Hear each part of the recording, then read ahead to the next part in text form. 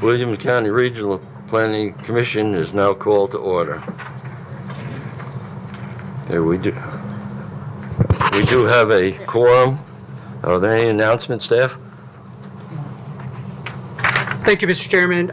Items number 23, 24, and 32 are on your consent agenda for deferral. I've placed also in front of you a flyer for our Greenways Plans virtual meeting that will take place on January 22nd at 6 p.m. via Zoom. You have to register to participate. There's a QR code on the flyer that you can scan to register, or you can register from the county's website. And there will also be a video of it posted after the meeting. Also a reminder to those of you that haven't done so, I know some of you have already, but your statements of interests are due to the state no later than January 31st. And I believe I sent everybody a link for that. If you need another one, just give me a shout and I'll send it to you. And then finally, we do have a request for a non-agenda item. It's the James M. Sokol Large Lot Easement Subdivision. It was approved in October and the approval expired. So the applicant is requesting approval so that it can be recorded. We've placed a staff report and the plat on your desk, and you must take action on it in order for it to be placed onto your agenda.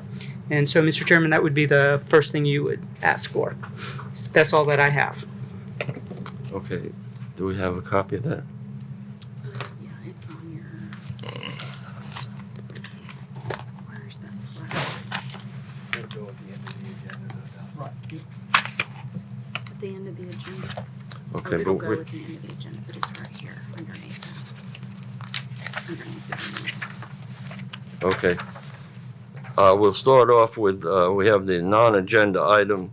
If we'll look for a motion to make that item, I believe it's 35 will be the end. I'll make a motion to put it on the agenda. Second. I have a motion, a second. All in favor signify by saying aye. Motion carries. Thank you. The next item on the agenda is a public comment. We've had, it looks like 3 people signed up, but is Martin Leonard? Would you come forward and give us your name, address? Yeah, I meant to sign up on the one that was over here. So you can just take my name off of that. Okay. And it was twice down here. Did you put your name down twice? Yeah, I did. Okay. All right, the next person will be Cindy Jennings. Would you come forward, please?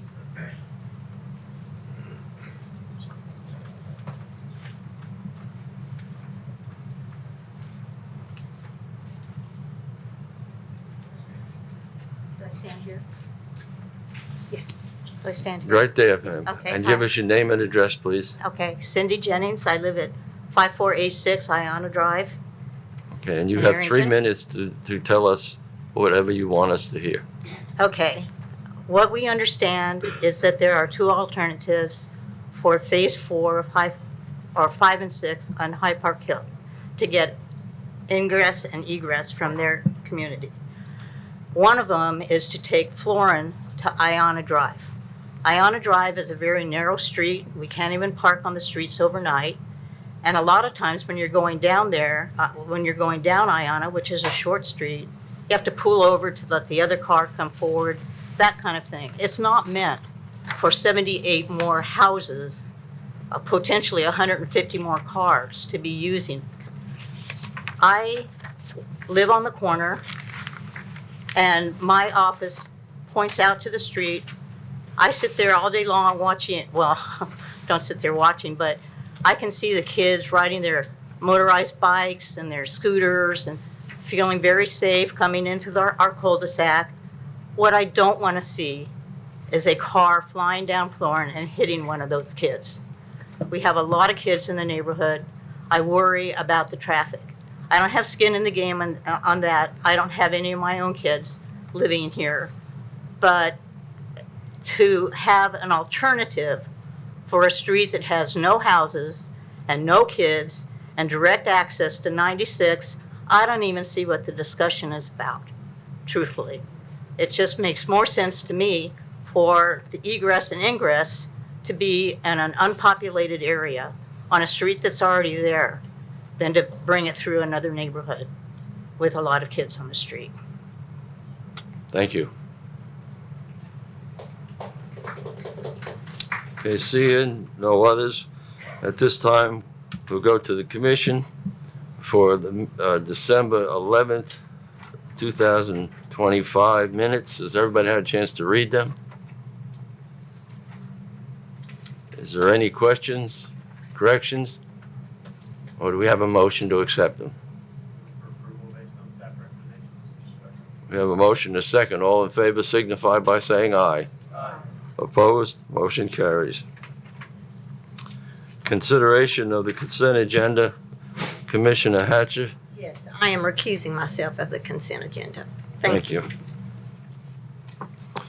Is there anyone that would like to pull any item from the consent agenda? If not, we'll hear it as a whole. Seeing none, do we have a motion to accept the consent agenda? So moved. Second. Motion is second. All in favor signify by saying aye. Aye. Motion carries. Thank you.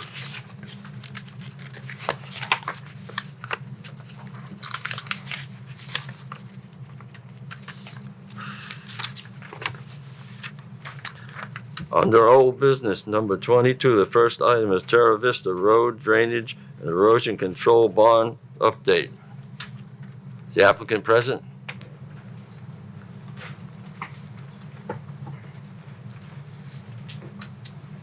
Brent Thaney with True Land representing Jones. Update on phase 2, the majority of the RDE checklist items are done. There's a few small items. Contractor still needs to touch up the stone at some of the outfalls. There's one spot where there's some erosion that will take some material from the slope repairs and fill that in. The two bigger items that remain are the wastewater road. That is essentially done, except for the road isn't finalized because we're waiting for the engineer to get with the county, and they're providing some information to get the material for the road determined. Once that's determined, we'll finish the road. There's currently material on the road so the company can service the wastewater area. There's a little bit of haul off there. And in the next week or two, we should start the 2 slope area repairs. That's been worked through with the geotech, and we're waiting on the final estimate, which we should have tomorrow or next week, and then begin that process. And happy to answer any questions from there. So everything at this point is going according to schedule and you don't see any problems? Yeah, I mean, I would hope to be a little faster, but weather and sometimes working through some items, but yes. Thank you. So, that it? If there's any questions of the applicant? I have a question. We received an email from the Terra Vista Owners Association Board of Directors. I have the impression you all aren't necessarily updating them regularly, or what's your communication with the homeowners association? Typically, what's happened in the past, we were, and then due to some issues, we basically, if the HOA guy reaches out, or if they, it had been their attorney contacting us, then we would happy to update them through their attorney. Okay. So one of the questions they asked about when they contacted us was about 8 mature trees that were cut down. Can you give us an update on Well, the that was, situation there? I think what you're referring to, or there was on the RDE checklist, there was a request to remove 8 trees that were planted on the, essentially the top of the berm that comprised the detention pond.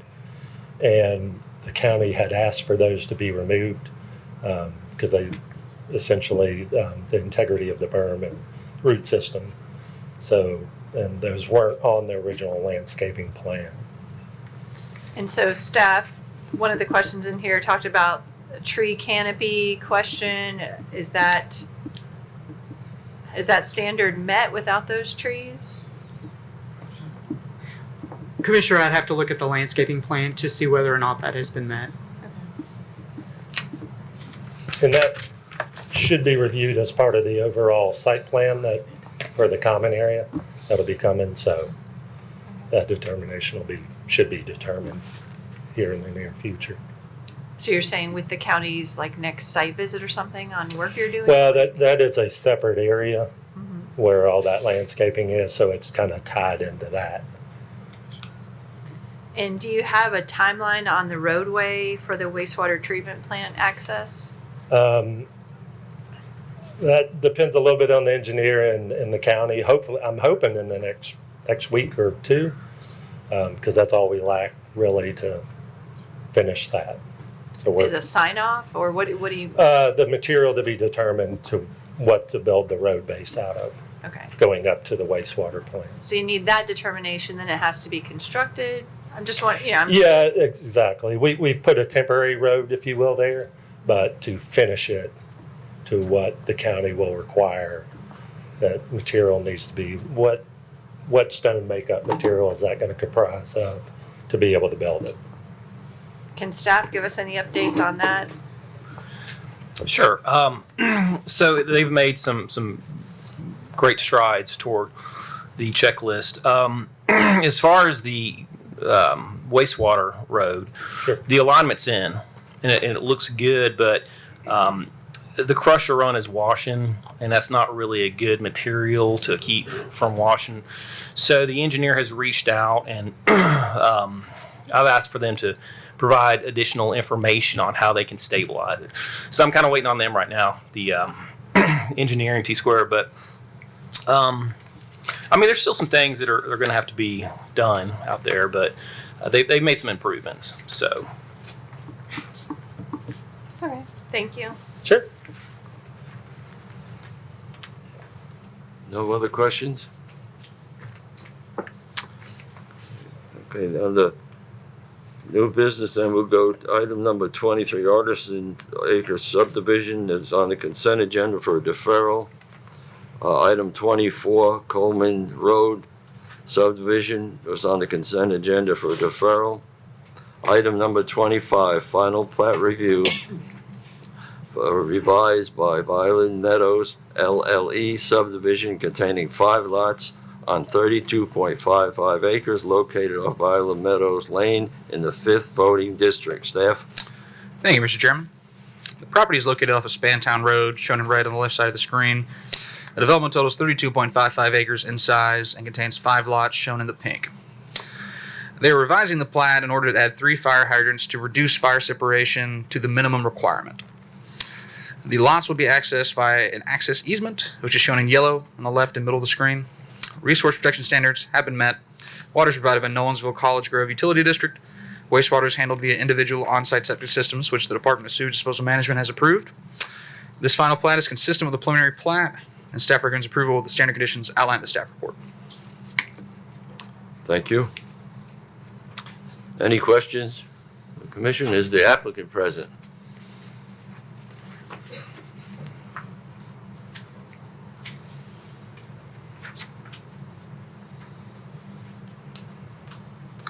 Kelsey McGee, T-Square Engineering, representing the client on this. Thank you. Any question of the applicant or staff on this item? Do we have a motion on this item? We have a motion and a second. All in favor signify by saying aye. Opposed? Motion carries. Thank you. Thank you. Item number 26 is final plat review for Stone Ridge LLE subdivision containing 5 lots on 69.98 acres located off the Harpeth School Road in the 2nd voting district. Staff? Thank you, Mr. Chairman. This particular project is located off Harpeth School Road. You can see Harpeth School Road in the red. The development totals 69.98 acres. Consists of 5 lots. You can see them in pink. The lots will be accessed via an access easement shown in yellow. The resource protection standards have been met. Water will be provided by the HB and TS utility district. Wastewater will be handled via individual on-site septic systems, and the Department of Sewage Disposal Management has approved the request. The final plat is consistent with the preliminary plat, and staff recommends approval with standard conditions outlined in the staff report. Thank you. Is the applicant present?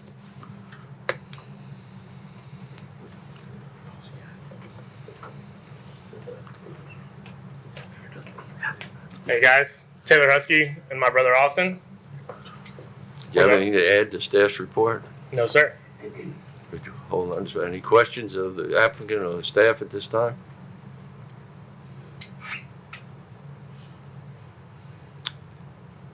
Motion for approval for staff recommendation. We have a motion and a second. All in favor signify by saying aye. Motion passes. Thank you. Item number 27, final plat review for Stevens Valley containing section 12 containing 0 lots on .777 acres located off of Stevens Valley Boulevard in the 8th voting district. Staff? Thank you, Mr. Chairman. The property is located off Stevens Valley Boulevard. There you see Stevens Valley Boulevard in the red. The section totals .77 acres. There you see the property outlined in the blue. There'll be 0 buildable lots. They're designating .53 acres as open space shown in the green. Water and sewer is provided by the Harpeth Valley Utility District. The final plat is consistent with the preliminary plat, and staff recommends approval with the condition outlined in the staff report. Thank you. Is the applicant present on this one?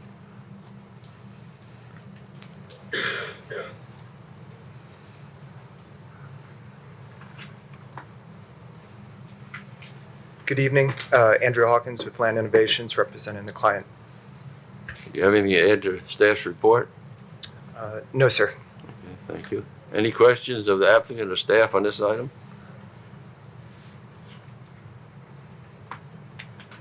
Do we have a motion on this item? For approval based on staff recommendation. Have a motion to second. All in favor signify by saying aye. Motion carries. Thank you, sir. Thank you. The next item will be the public hearing section. In the public hearing on this, the staff will read the report, and then we'll open it up to the public for public comment. There are 27 people that have signed up on this item, so it'll be 1 minute 15 seconds per person because of the amount that have signed up on it. And would ask if you would kind of not repeat what other people have said so we can get all the details that you want us to have. Staff?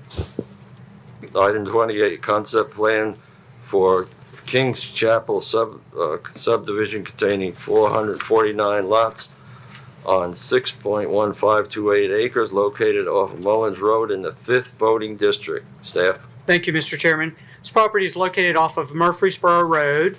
There were 2 revised concept plans. One was approved in September of 2023 and the second one in June of 2024. Both revised concept plans contained a condition that there be a single gated entry between Kings Chapel and the adjoining High Park Hill subdivision, and that entry be limited to emergency vehicles and utility service providers. You can see the location of the emergency gate on the screen. The applicant is now requesting approval to remove that condition from both Kings Chapel and High Park Hill. A revised concept plan for High Park Hill does appear as the next item on your agenda. And just a point of note for you, we've received numerous emails outlining Fox Farms, but I wanted to point out that Fox Farms is part of High Park Hill. It is what will become sections 5 and 6 of the development, and that was approved with the revision to the concept plan in September of 2023. So specific to Kings Chapel, the June 2024 approval allowed the relocation of the entry gate north of Florin Drive. On the screen in the green circle, that's the location where the gate will be moved. Majestic Meadows Drive is the blue line, and then Florin Drive is the red line extending from the utility gate. The entry gate has not yet been relocated, so it is still located in its present location approximately 1,300 feet from Murfreesboro Road. The developer has noted to staff that when this entry gate is relocated, residents from High Park Hill will not be able to access King's Chapel. Additionally, the developer has also noted to the staff that after the entry gate has been relocated, the residents of High Park Hill would be responsible for the maintenance of Majestic Meadows Drive from the relocated entry gate to Murfreesboro Road. So on the screen from the green line all the way approximately south to Murfreesboro Road would be the responsibility of the residents of High Park Hill. Staff is of the opinion that the relocated entry gate for the exclusive use of the residents of King's Chapel and prohibits entry by the residents of High Park Hill serves to delineate the development as two separate and distinct developments. The applicant's traffic consultant submitted a revised traffic analysis that was reviewed by the county's traffic consultant, and the county's traffic consultant concurred with those findings. And finally, staff recommends approval of this revised concept plan with the previous conditions and removing the stipulation that the one gated connection between King's Chapel and High Park Hill be restricted to emergency vehicles and utility service providers, that the HOA documents must be revised to provide for the maintenance of Majestic Meadows Drive by High Park Hill, and that those revised HOA documents be submitted with the next final plats of both developments. That's all I have, Mr. Chairman. Thank you. At this time, we'll open up the public hearing. We'll call the name, and you'll come to the podium. You'll have a minute and a half. You'll give us your name and address, and please direct all comments to the commission and to the staff. The first person on the item was Jeff Swinghall. Minute 15. Good evening. I'm Jeff Swingholm. I live at 4712 Majestic Meadows Drive. I'm going to have to cut this shorter than I expected, but my main concern is the safety. You heard the other participant a few minutes ago talk about the safety in Hyde Park. Well, my concern is at the intersection of Majestic Meadows and Murfreesboro Road.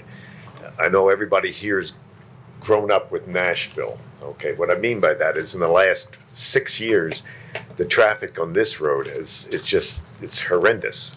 When you pull off on Majestic Meadows Drive onto Murfreesboro, cars are coming from your left from Trioune at 55 miles an hour on a 2-lane road. If you look to your right, they're coming at you at 55 miles an hour on a 2-lane road. When you pull off, there is no place to get off, for me to get off when I'm heading into Franklin, because there's a bridge 30 yards, the width of this room. I have no place to go except straight ahead. What I'm predicting is that there is a turn lane when you're coming from Franklin to Majestic. There is a turning lane that only holds 2 cars, okay? And I mark my words, there'll be people rear-ended, because you know at the post office in Arrington, the road takes off and then narrows down into 2 lanes, and everybody's in a rush. Thank you. Appreciate your time. The next person is Jeff Forrest.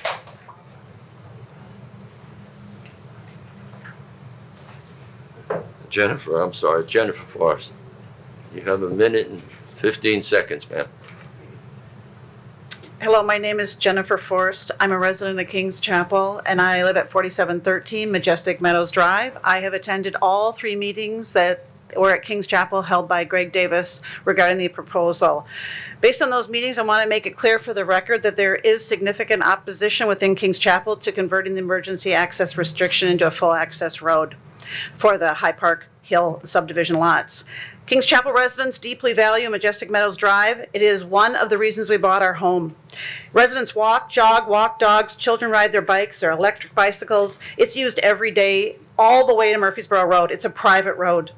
The proposal would put our residents and children at risk. At the meeting Greg Davis held, residents were presented with financial promises and assurance that were repeatedly changed. these shifting offers created confusion and division among our residents, and it demonstrates that the neighborhood does not view this proposal as acceptable. Most concerning, residents were told that one of Davis' promises, including forgiveness of a debt of 15 supposedly seconds, ma'am. $130,000, would only be covered if this passes. Thank you. Thank you.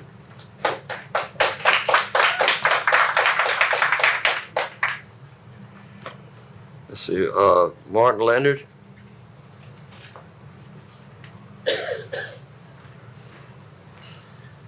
Good evening. I'm Marty Leonard. I live at 4789 Woodrow Place in Kings Chapel.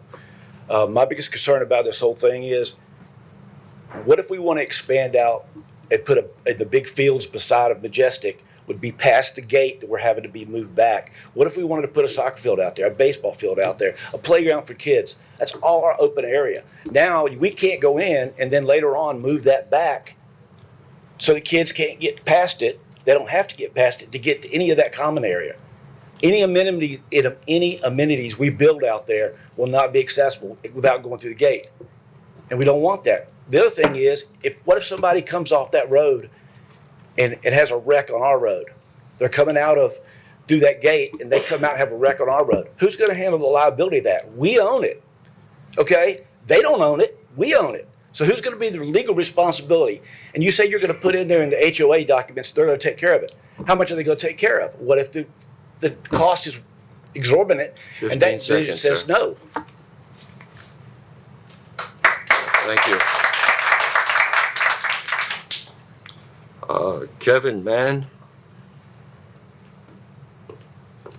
Good evening, Kevin Mann, 4717 Majestic Meadows. I'll keep this short. Since this commission's previous approvals over this concept plan, nothing has changed. The same homes existed at the time you approved it. To the extent there are traffic concerns raised by High Park Hill folks, I understand that, but that condition existed at the time you approved the restriction. That was the time to deal with it. Nothing has changed. Procedurally, I don't even see how you can address this. And I want to ensure that the minutes reflect the procedural objection that this is actually before you, because nothing has changed. The same concept plan was presented. This commission required the restriction, and that has not changed. Now the developers come in because they want to market these lots, and access through that channel provides a greater value to those lots on the marketing side. And I submitted some of those marketing materials to you already, where they made a claim that this had already been approved, which it had not. And I feel like this commission with this process is being taken advantage of. And I would encourage you to 15 stand seconds. behind the previous decisions and deny this request. Thank you. Thank you.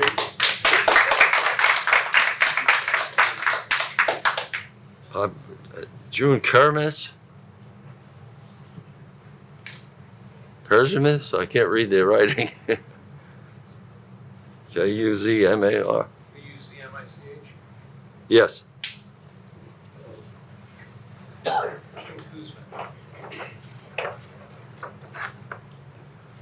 My name's Jim Kuzmich. I'm actually a board member for the High Park Hill Homeowners Association and a resident in High Park Hill. What's not clear on your drawing is what you see here. High Park Hill was originally this. Okay, on the left-hand side.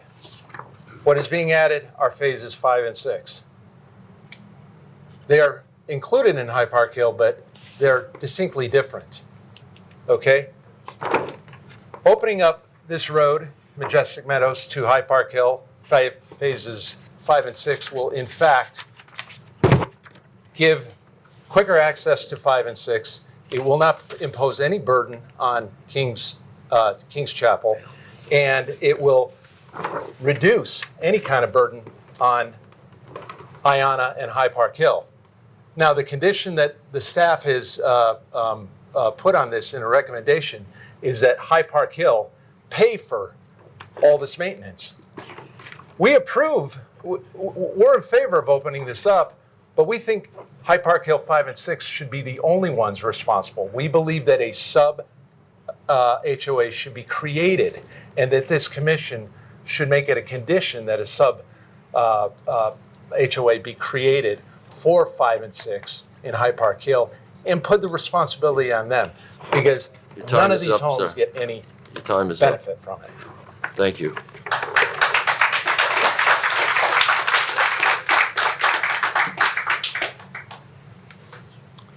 Judith Bell?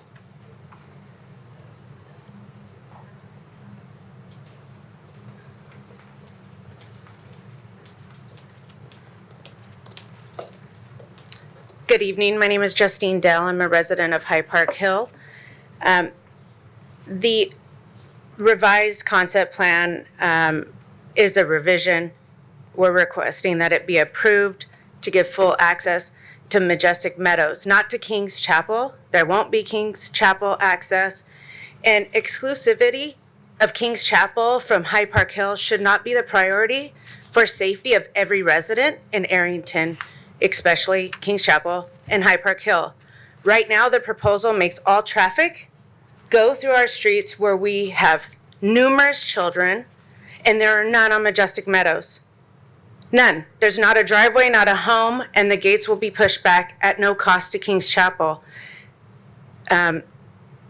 Exclusivity cannot be the priority here over the safety of others at no cost to King's Chapel. Thank you.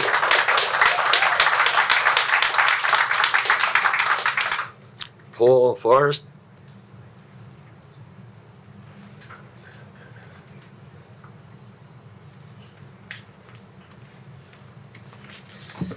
Good evening. My name is Paul Forrest. I live at 4713 Majestic Meadows Drive. I agree with what's been stated earlier that safety should be a primary concern, and the numbers in this situation do matter. The fact of the matter is King's Chapel has 449 homes served by 2 private entrances on Murfreesboro Road. This means there's 225 homes per entrance, and they enter on a 55-mile-an-hour section of the road with short turn lanes and limited visibility.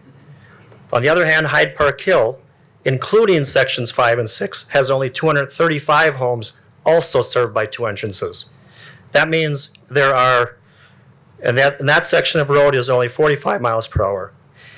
If this proposal is approved to reallocate 78 homes to one of the King's Chapel's entrance, that means there will be 248 homes using the Majestic Meadows Drive and only 80 homes using each of the entrances on Hyde Park Hill.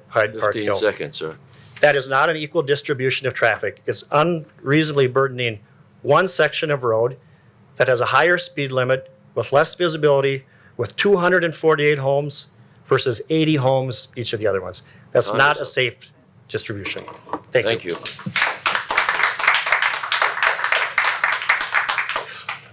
Kevin Atwood?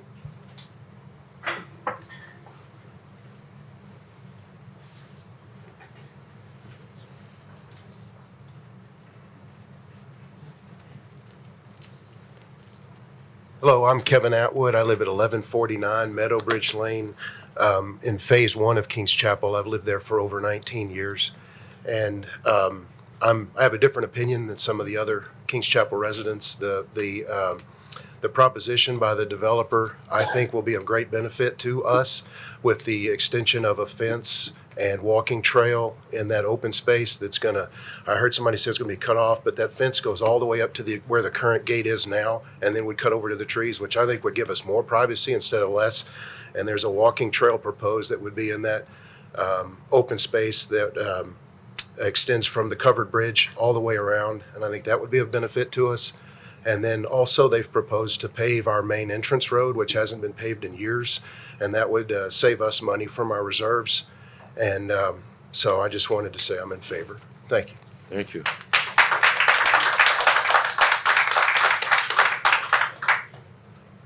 Brian Berman?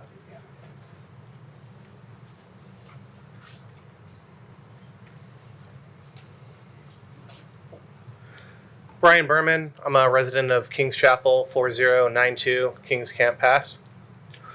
After many years of no communication from the HOA, we were finally reached out to by Greg here, who is the developer of High Park Hill and this project in question here. he came in and his priority has been this road. Why is he concerned about this road? And after many conversations, I believe that it is about the marketability of his development. Majestic Meadows certainly lives up to its name. It is certainly what sold me on the Kings Chapel community. And it helps his prestigious community, as he has said that it is going to be upscale, larger homes, trying to create exclusivity. He wants an exclusive road into that development 15 and does not seconds. want to share that with the residents of Kings Chapel, or Hyde Park Hills, sorry. Thank you.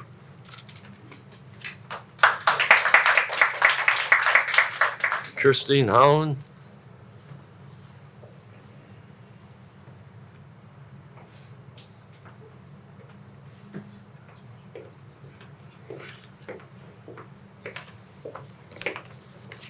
Hi, Christine Holland. I live at 4770 Woodrow Place. I'm here to say that we are in support of the change in the road status. We've met with the developer several times. We've got extra safety in place, as others have mentioned, with the plan of moving the existing road back and additional fencing. It does provide a safer place for people to walk and ride their bikes on a sidewalk versus on a road with cars. So just came here to say we're supportive. Thank you.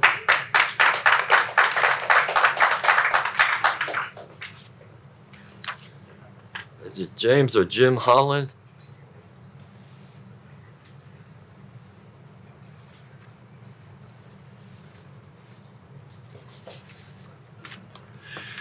Same thing my wife said. We'll make it easy. We've met with the builder, the developer. We looked at the plans. We understand what's going on. We completely support what they want to do. I think it's a benefit to where we're at. Kings Chapel, 4770 Woodward Place. Thank you. Thank you. Bruce Collins guy?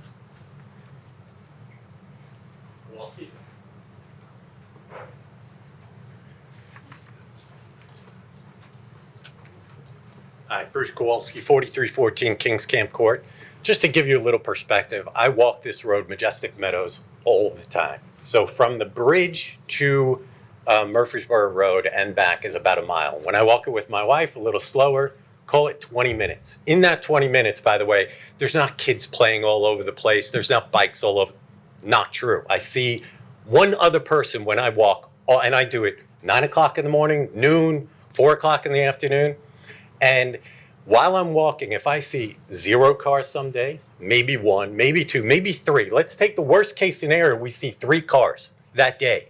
Now we're adding 40% more homes onto this road because it's 175 that are using that gate, not 225. 175 are using that gate. So we add 40% more. Okay, let's pretend now I'm going to add 67%. So we're going to say 5 cars I'm going to see. That is not a traffic issue. People are making this out like it's going to be 65 at rush hour. 15 seconds, sir. So, and on the main gate, keep in mind that one is 275 homes that are using the main gate, plus all the Uber Eats, plus all the construction, plus all the other deliveries that come through that gate. I never stand in line more than 2 cars. So I am 100% in favor. Thank you.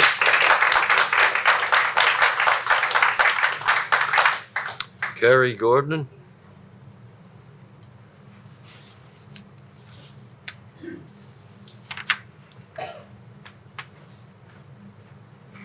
Hi, I'm Carrie Gordon, resident of Kings Chapel at 1309 Ashby Valley. I agree with the last couple of people that have spoken. If I'd been here a year ago, I would have been in disagreement because the idea was not to have 2 gates. There would have been 1 gate with Hyde Park Hills, Fox Farms, and ours. But now with the gates being moved and there being 2 private accesses, I have no problem with that, and I just want to say I'm in support. Thank you.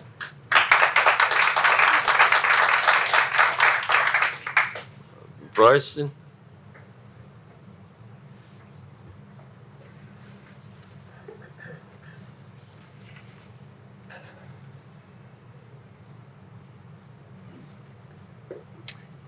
Hello, my name is Bryson Bryan. I'm a long-term resident of Kings Chapel, 19 years. I was one of the first 20 homes built. I've seen the subdivision grow substantially. I respect the thoughts of others. But what I want to say today is I support the road plan that is being presented. I support sharing that road with High Park Hill. I will also say, as one who often walks or runs that road as well, I never see kids going up and down that road. I don't see that there's a problem. However, my hope is, based on what the developer is sharing with us, adding the sidewalks, there will be more people who will enjoy the road because it will be safer by having the plan as the developer is requesting now. So I respectfully ask for that consideration. Again, as a 19-year resident, I've seen a lot happen. There are things that I've not agreed with, but I full support this agreement. So thank you for your time. Thank you.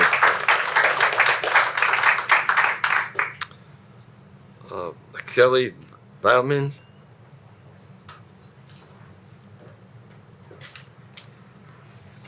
I'll represent my wife, Rob Kilborn, 1400 Orchard Hill Lane. To keep it simple, we're both in support of this proposal. Got nothing else to add.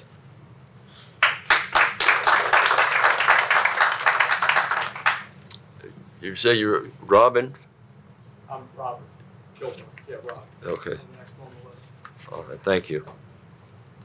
Becky Dozmere?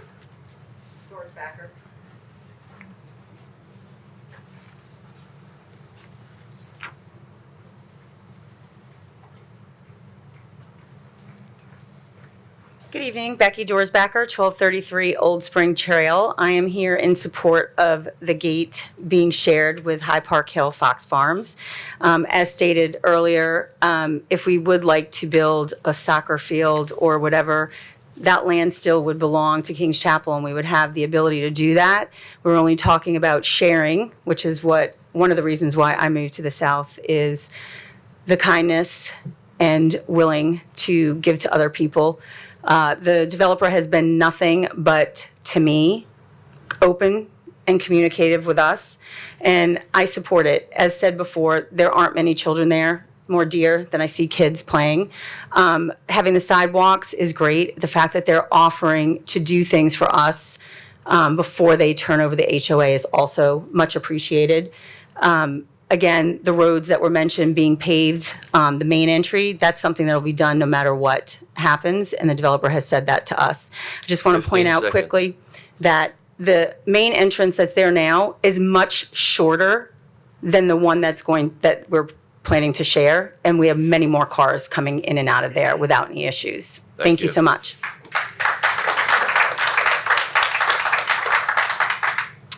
Susan Russ?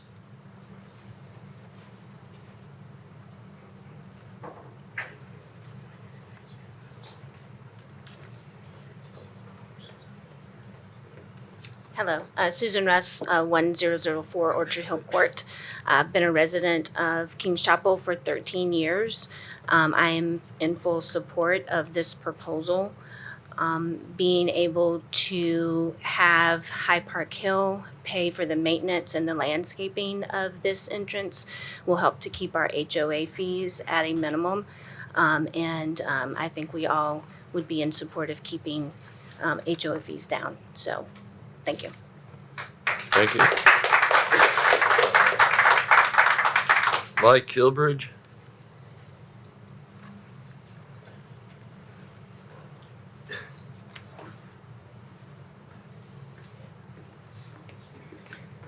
Good evening. Mike Kirkbride, 4582 Majestic Meadows Drive. I probably live 15 houses or so from where the proposed road and gate would be for the new development. And I've lived in the development about 3.5 years. I bought it brand new.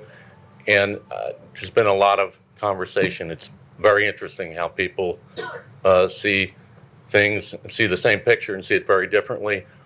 I will tell you that there is traffic on that road. There are kids on that road. I walk or run that road every day. It would be hazardous, in my opinion, to have additional traffic run through there. And I'll also say this, because I've been in HOAs before. I've been VPs and presidents of HOAs before. And if we acquiesce, Majestic Meadows, and Kings Chapel acquiesces that area and lose control of it, then 15 seconds. we lose control of the fate of it. Thank you. Thank you. Steve Senman.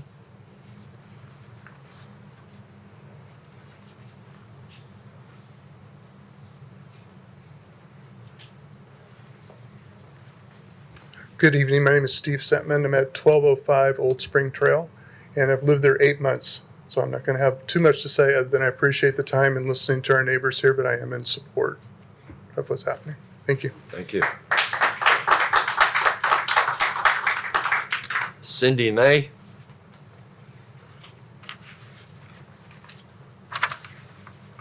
Hello, I'm Cindy May, and my husband and I moved into Kings Chapel in February 2007.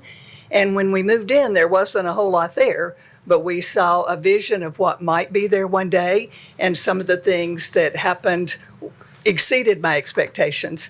And one of the reasons I support this amended resolution is because I see the houses they're going to put in High Park Hill, and that section, to me, even if it is about their marketability, it's going to match ours. And so I don't see this being in any way detracting from my home. And I'm for this.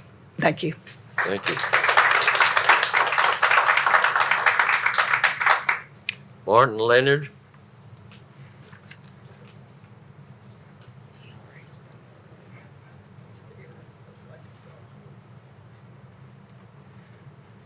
Not here.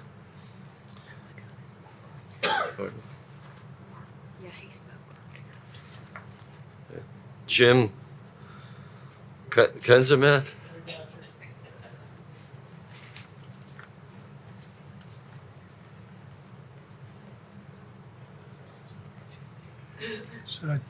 Jim DeJani, and I'm a resident of High Park Hill, 5035 High Park Hill Drive. I'm not really sure how you're swayed one way or the other on this type of vote, but I do believe in that gate on Majestic that would help everybody involved, the new homeowners, as well as High Park Hill.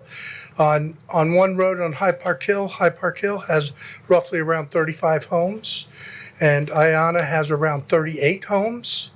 There's at least 25 to 30 kids at each street that are under about 14, 15 years old. You've already heard that they're small streets, and you talk about hazards. I would think that you would look at safety. And besides that, what about the construction traffic that would come through there and only through there? So those are things that I would like you to really think about the safety of the kids that are in those neighborhoods and how small those roads are, where you have another alternative that doesn't have any homes on it. Thank you, appreciate it. Okay, thank you. I think this is Stacy Manway.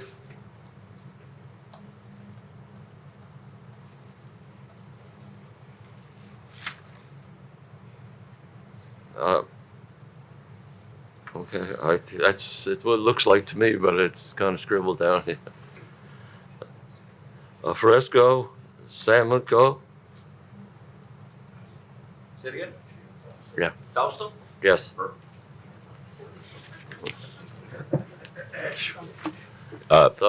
Sorry about that. Excuse me? Sorry about that. No, you're good. Fausto Samaniego, 4112 Banner Square Lane. I've been a resident of Kings Chapel for over 10 years. I'm just here to support the move of the gate. I'm here to support the developer along with my other neighbors. So that's all I have to say. Thank you. Tracy Thomas.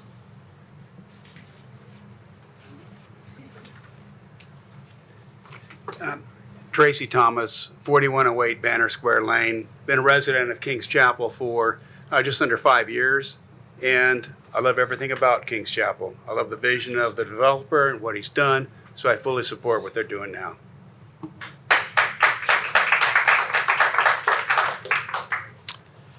Thank you. Danielle Kozinski, I can't read your last name.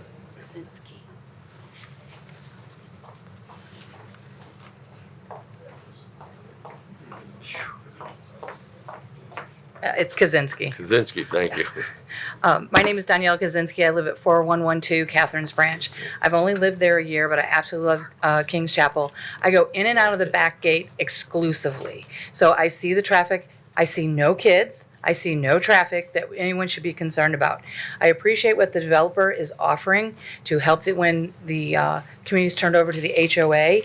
The gates being moved back, a fence being put in, sidewalks, repaving, those are things that will help the community. And moving that gate back 800 feet will not affect any productivity or anything with our community. So I'm in full support of it. So thank you.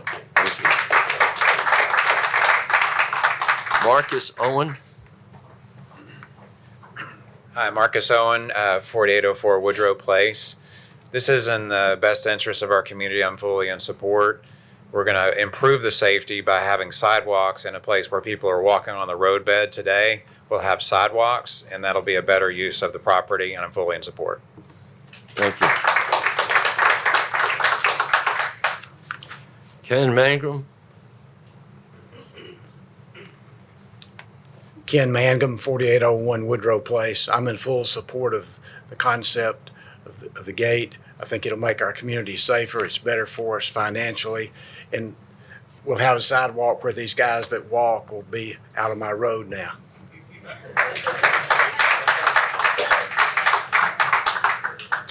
Jay Runs.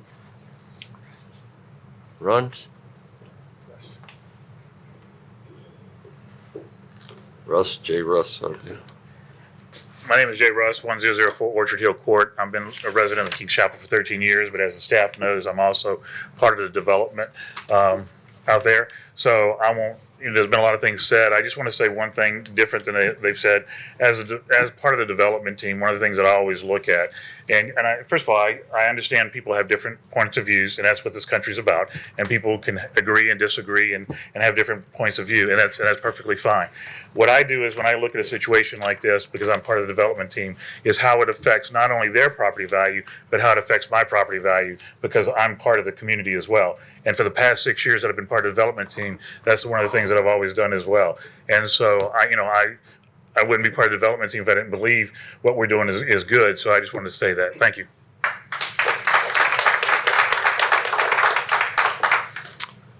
Okay, that will close the public hearing for this item. And we'll go to the commission and the staff for any questions on this item. Pardon? Would the applicant please come forward?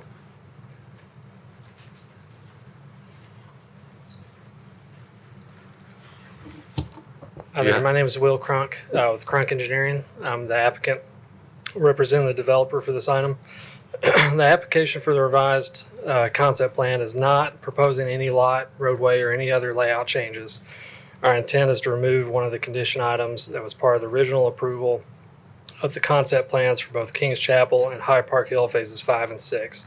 That restricts the gated connection to Majestic Meadows Drive to be for emergency use only. Crunk Engineering nor myself was part of the original initial application for the concept plans, but having gone back and looked at past meetings, it was clear that there's been a lot of confusion about this subdivision. Hyde Park Hill phases 5 and 6 is being developed by the same developer as Kings Chapel, and the initial intent was to have the subdivision be an expansion of Kings Chapel. But after discussion with the county, the developer sought an agreement with the developer of Hyde Park Hill phases 1 through 4 to allow the 78 homes to be submitted as an expansion of the Hyde Park Hill subdivision. Due to the differences in developers and lot sizes and the way Hyde Park Hill phases 5 and 6 are physically separated from the initial 4 phases, there's, in the original application, 2 gates were proposed, one to the west of phases 5 and 6 along Foreign Drive, and one in between phases 5 and 6 and Majestic Meadows and King Chapel. These gates are not planned to be moved or removed as part of this new application. During the approval of the subdivision, residents of King Chapel had concerns about allowing Hart Park Hill residents to access Kings Chapel. And as part of the original plan, the part of the developer's plan today, the existing gate on Majestic Meadows will be relocated to behind the High Park Hill entrance, preventing any residents or traffic from High Park Hill and to enter Kings Chapel, or Kings Chapel to enter High Park Hill. In reviewing the original traffic impact study for the High Park Hill Phase 5 and 6 development that was completed and submitted as part of the original application in 2023, the full use of Majestic Meadows Drive for the residents of Phases 5 and 6 was accounted for. As part of this application, we've consulted a second traffic engineer to review the currently approved subdivision access and our proposed access to help determine if our proposed removal of the emergency access restriction would be a benefit in the traffic engineer's letter that was sent to you all by the developer. It showed that the use of Majestic Meadows would help disperse traffic and better allow for less traffic through High Park Hill Phases 1 through 4. The developers had held several public meetings for the residents of Kings Chapel to present this plan and get feedback from them, and has decided to have the HOA of High Park Hill Phases 5 and 6 bear the sole cost of maintenance for Majestic Meadows from its entrance drive to Majestic Meadows to Highway 96, removing the maintenance from Kings Chapel. Additionally, coinciding with the relocation of the existing Kings Chapel gate on Majestic Meadows Drive to behind High Park Hill Phases 5 and 6 entrance, the open space along Majestic Meadows will be fenced and a trail constructed to allow the open space to better serve as an amenity to the Kings Chapel subdivision. I'd like to defer my time to the developer for the subdivision, Greg Davis.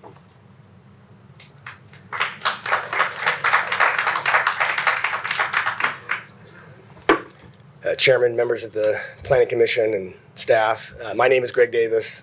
I know that I am a new name and face to you, but I've actually been involved in Kings Chapel for over 10 years. We were originally a lender to the project in 2015, and then we've been actually the owner of Kings Chapel since 2019. At that time, we reached an agreement with John Powell, who's the name I know that you recognize, for him to stay and remain the face of the project. And so that's why you continue to see him, and he represented us in the development.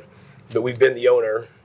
And so the homes that you've seen developed, the 170 homes in the back, this road that's been built, the bridge that was built, that was done by my company. With we paid for it, and we still own those things. I'm very proud of Kings Chapel. I'm proud of what we've done. I think you've heard tonight. People love it, and it's a wonderful community. And we're trying to do the same thing as we extend for High Park Hill sections 5 and 6. Just to clarify something, I do not have anything to do with High Park Hill 1 through 4. I'm not involved in that. I think the proposal tonight makes sense. I think it's what's best for both communities. I just will quickly share 3 points. One, on the safety. We're taking a road that has no homes on it, that is, as we've heard, I know there's a difference of opinion, but I believe it's mostly empty. Every time I drive on it, I don't see a lot of cars. And we're shifting traffic from a very densely populated road in High Park Hill to this empty road. And that, I think, is better traffic flow for Williamson County. I think it makes sense. Secondly, we're maintaining separation between the two communities. I know that's been something that's been important. With the gate moved back, no traffic will go between the two communities. There's no internal connection. So the communities will be separate, and the integrity of those communities will remain. And the exclusivity of those communities will remain. Lastly, I think it relieves some of the financial burden for Kings Chapel. As you've heard, High Park Hill sections 5 and 6 will pay for the maintenance of the road and also the landscaping along the road. They'll make sure it's maintained and cut down. And then we propose some other things if this is approved tonight. As you've heard, some of the things that we proposed to the community, that we're building additional walking trails. We're building a gate from the new gate entrance that protects the open space so the cars couldn't go around and makes it, we believe, safer. We're putting a new top coat on a main section of Kings Chapel, and we're relieving some debt that is owed to the estate of John Powell. My company is going to pay that instead of the HOA. So we feel like we're helping the residents of Kings Chapel, and we think it makes sense. So I appreciate you listening. I'm asking for your support tonight to approve this change. And I'm going to close by turning over to my attorney, Sean Henry, to say something. And I'm happy to stay and answer questions. But I'll be here if it's okay. Yes, Mr. Henry stay will here, go. please. Stay here? Yes. Okay.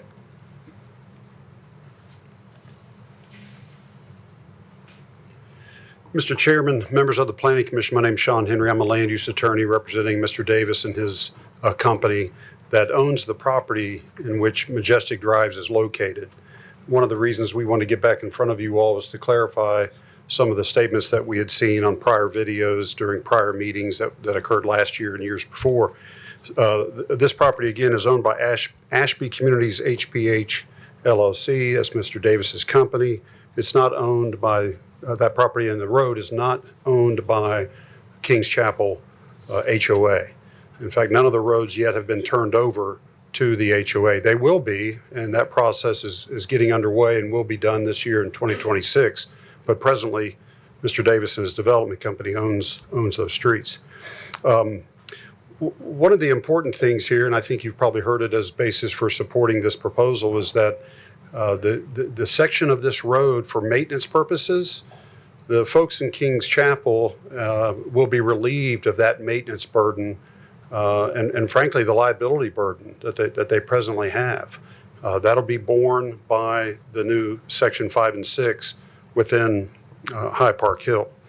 The character of Majestic Meadows, you've heard a lot of people comment that they're concerned about the change in Majestic Meadows Drive, particularly if they're using that for walking, running, biking, or what have you.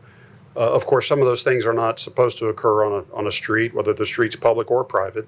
The separation of that kind of activity is safer for those individuals and those residents who are doing that activity.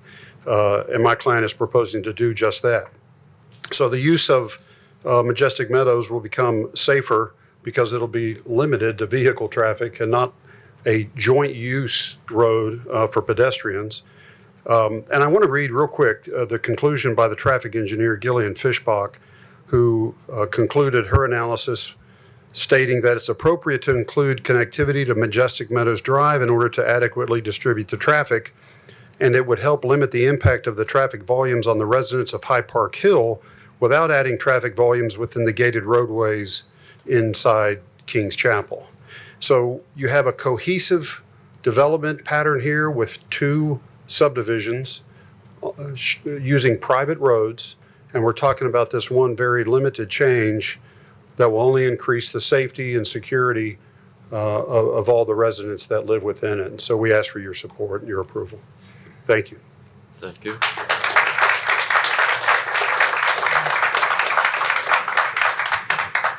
All right, we'll go to the commission now. If there's any questions of the applicant or of staff on this item.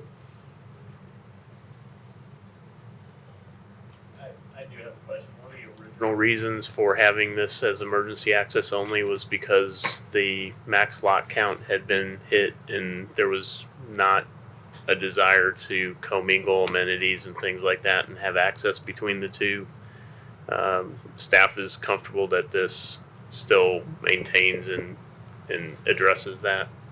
Yes, sir. So the relocation of the gate will make them still two distinct individual subdivisions. So the residents of High Park Hill won't be able to access Kings Chapel, and the residents of Kings Chapel will not be able to access High Park Hill. So is there ever a scenario where access codes could be shared or given between the two HOAs? And just a thought and a question. So I'll leave that to the developer. I'm not. I don't know how to answer. Of course, that's making the assumption of residents and how they interact with each other. Or even the HOA could make that decision to give access to amenities and things like that. So I know some of that may be beyond your control after it's turned over, but yeah, it is not our intent to have any code shared. Any other questions? I have some comments. Yes, ma'am. I'm glad you clarified about the subdivisions being, some of the emails we were getting, it kept referring to a subdivision called Fox Farm, and I'd not heard of Fox Farm before, so I'm glad that you clarified that it is part of the High Park Hill. You know, when we approved this, subdivision. Even we talked about this gate last year when John was still with us. Everyone knew that this was going to be a part of High Park Hills. That's the way it was approved. It was going to be a gated part of High Park Hills, like we have a lot of subdivisions. So it's not a part of King's Chapel, and I think we were very clear on that back when we approved the emergency gate. I know out in Stevens Valley there's an emergency gate through another subdivision as well. We talked a lot about that. So I'm just wondering, when the residents in High Park Hills, have they always known that this was going to be a gated part of their subdivision, and that all those cars from that part would be coming through their they would be coming through the main entrances? There was never a talk about it going through the King's Chapel private road. I know you own the road now, but it is actually going to be King's Chapel's when you turn it over, so it's still their road. Even if sections 5 and 6 do the maintenance on it, it still belongs to King's Chapel, not High Park Hills, correct? That is the intent, that it would be turned over to the HOA. And also the other comment someone made about it's going to be the common area, and what if they want to do something future there, and you've got 235 homes that are going to be in sections 5 and 6? No, 78 homes. Oh, 78 homes. So you've got 78 homes, and I don't know, 200 or 300 cars that are going to be coming through there when it's completed. It's a lot of cars to me going on a private road that's owned by someone else, even if you're maintaining it. Is there a question? There's not a question. I'm just making comments about it. Different people were talking about the legal process. If there was an accident there or someone got hit that lives in King's Chapel, I mean, who's going to be responsible for that?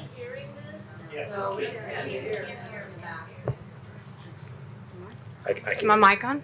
Okay. Yeah, I can hear you. But Okay, thanks. I was saying that it's still a private road. It's owned by King's Chapel, and it's going to be used by a whole completely different subdivision. So if there is accidents on it, who's actually going to be responsible for that? I mean, it would be, I think, in the insurance of the HOA, that's where it would be covered. Which HOA? Well, the maintenance of the road is taken by High Park Hill sections 5 and 6. And I don't know the answer on that in terms of, I mean, normally HOAs, I've been on a board of an HOA in my own personal residence, and they carry liability insurance with that type of thing. But this would be carrying liability insurance for another HOA's property. Mm-hmm. Right, but because there's an easement that would be granted, you can have an insurance policy that would cover that.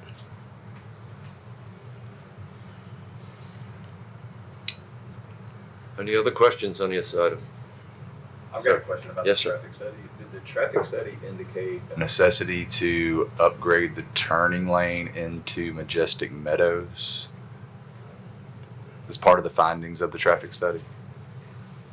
I can answer that. Somebody had raised a question about the concern of the volume of traffic turning into Magic Meadows, and then maybe the necessity to upgrade that turning lane. Did the traffic study reflect I read that? an original traffic study in 2023 and accounted for that. It did a study and determined that the turn lanes had already been installed at that time, and they were adequate for the added trips. One thing I will add about the trip distribution, when our traffic engineer looked at it, she looked at the entire King's Chapel subdivision, determined it was about 170 homes towards the back that would primarily use Majestic Meadows. And looking at the peak hour trips, the total peak hour trips that are existing from King's Chapel, in the AM total about 120, both entering and exiting. And in the evening peak hour, it is about 160. The added trips from High Park Hill would total about 60 during the AM and PM peak hours. So we're talking about adding maybe a car a minute is essentially how to view that.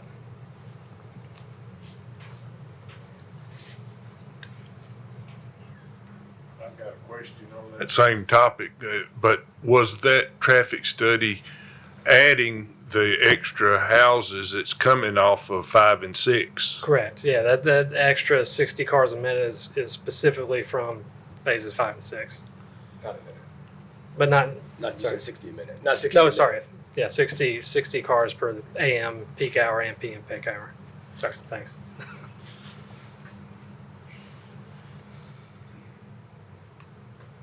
I have a question. In the letter that you provided to us, Mr. Davis, that's dated January 5th, in your third bullet point, you say reduced cost burden for King's Chapel.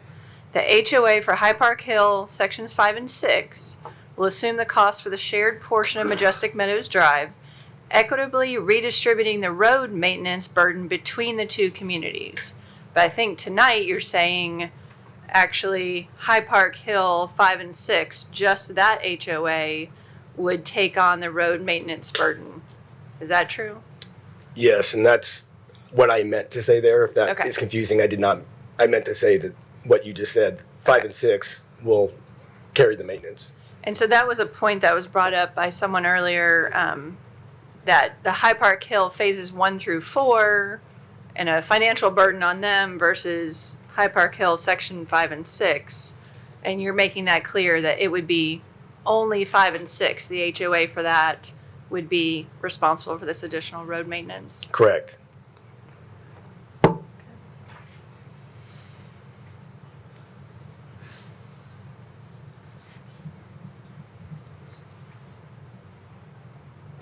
Any other questions?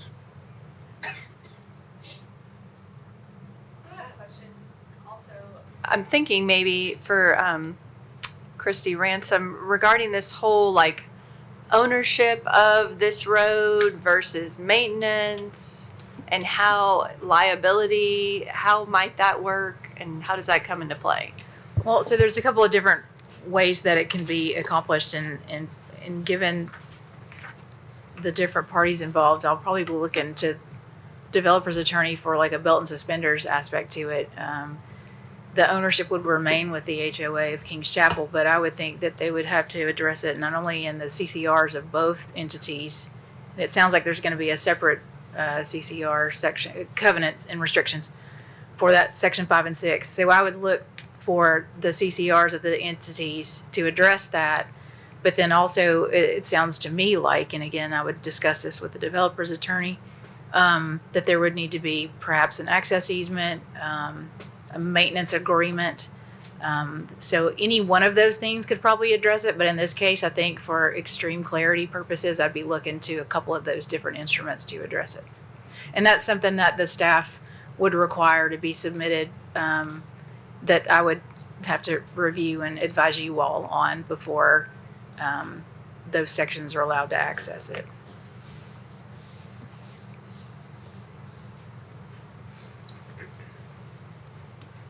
One more question. Related to the idea of the fence and the walking trail, is that something that I don't see that in writing before us, and how does that factor into how this could all work out? I mean, it seems like that's what the residents are in favor of, and it's something that you're offering as a kind of not compromise, but an added benefit to the King's Chapel neighborhood with this change. And so I'm just wondering how you are going to document that for them. It's a fair comment, and you are right that it was a concession. I don't know the right word, but we're trying to make it so it's a win-win for both communities. And I have publicly represented that we're doing those things, and you are correct. It's not in a legal contract right now, but we're happy to stipulate that would be the case of what we're doing, if that's a requirement from the Planning Commission. So, but I have shared it publicly in documents with the community that we're doing that. So add those as a condition. Well, should you approve this? Okay. So if it's approved and the fence and the walking trails and the sidewalks, in your mind, what would be the timeline of all that being completed? I know that's a Right. We are not planning on holding off. It would just be it would be planned to do it the next, I mean, and we could put a stipulation on the timing, but we were planning on doing it pretty quickly. I will say on doing the retop coating of the one road, we want to let the construction traffic finish in section 15. There's still a few more homes being built because then that's where the trucks come in. So we want to let that finish before we retop coat that road. But everything else could happen pretty quickly. Okay, thank you.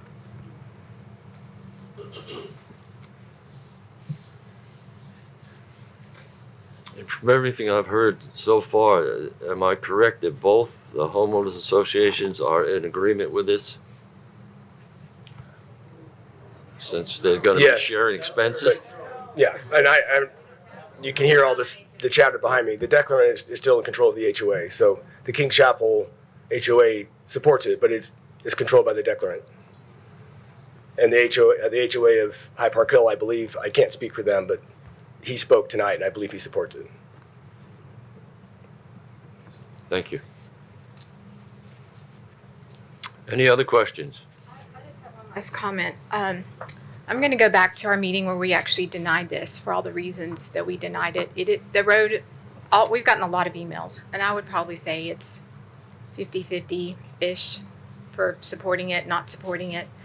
But I go back to when we denied it and put in the emergency gate, because to me, Majestic is Kings Chapel. Can you It's part- speak louder? Thank you. I said I go back to the meeting where we actually denied this. So I'm not totally sure why we're bringing it back up again, other than John passed away. John was here. You know, he was fine with us putting up the emergency gate. So we're back here again, voting and talking about the same thing. So I go back to that. It's two totally separate subdivisions. That is a Kings Chapel's road. It's a private road. You own it right now, but obviously it's going to the HOA, but eventually it'll go back to the residents. And you manage the HOA currently, so I mean, obviously y'all support this, and the High Park Hills supports it as well. But I just go back to that road is a private road. It's their road. They bought into this subdivision knowing that was going to be their own private road.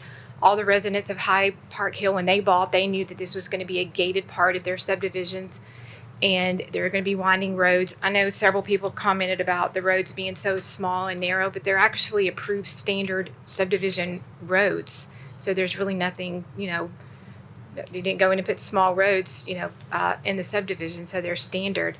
So, maybe not a popular stance on it, but I go back to why we denied it to begin with. Because it is two totally different subdivisions. I know you're going to maintain it and all of that. There's a lot of legal issues that I'm sure you'll work out, but that's my comment on it, and I'll probably... May I respond? Sure. To me, as I watched the videos, I will admit I was not here in person when it was discussed. It seemed to me there was a lot of confusion on the Planning Commission, and actually I felt like the feeling was that they actually were combining communities. And that because of where the gates were and the emergency access, it appeared, and I remember there were several comments about not combining these two subdivisions. And so we feel like we've handled that concern by moving the gate back and making them for sure two separate communities. So they are sharing outside the gates, the road, but there's no internal connection between the two communities. And you're correct, that is right. But it's still Kings Chapel Road. It's still their road. So that you now want access to for an area in another subdivision, which is not that common, but yes. So that's all.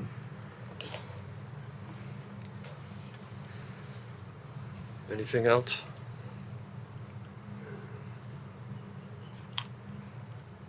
I agree with Commissioner Bowen that we never at any time had thought of combining the subdivisions. That was the biggest holdup we had, was we didn't want them combined. There was no way of combining them.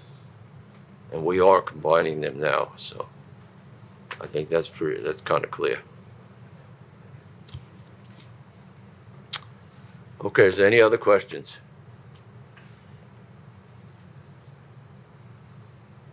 Seeing no other questions, do we have a motion on this item?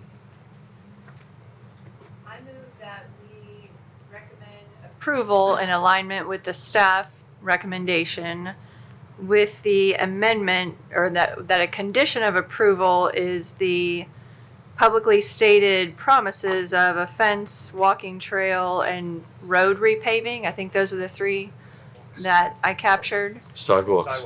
Yes, okay. So fence, walking trail, sidewalks, and repaving, and debt relief was also stated, that those would be a condition of the approval, plus all of the documents that will be required related to access, maintenance, etc.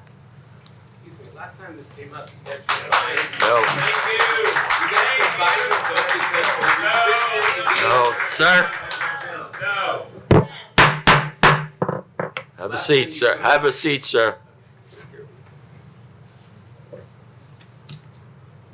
Go back to the commission now. You're making the motion. Do we have a second on that motion? Second. We have a motion and a second. All in favor, signify by saying aye. Okay. All, yeah, well, can we have a raise of hands of ones? Let's you can have do a that. raise of hands of the ones who want to approve this motion. 1, 2, 3, 4, 5, 6. Opposed? 2.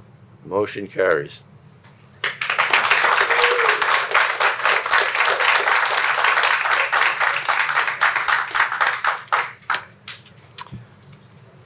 Okay, the next item on the public hearing is a concept plan revised for Highland Park subdivision containing 200, or,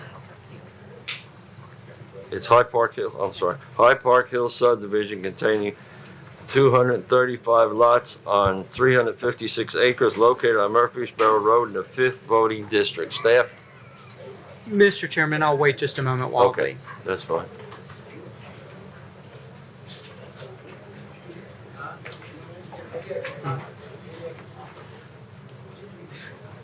Yeah, we have to do it.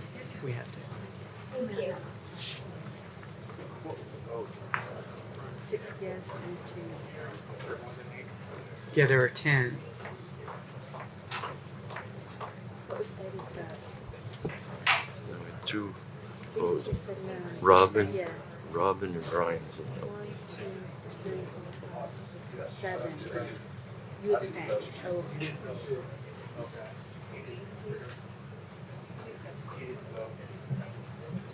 Steve, did Steve vote? What about Steve? Was it 72 with one?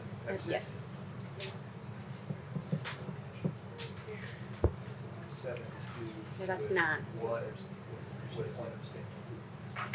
Don, what were you? I vote for. You did, okay. So then that's 7.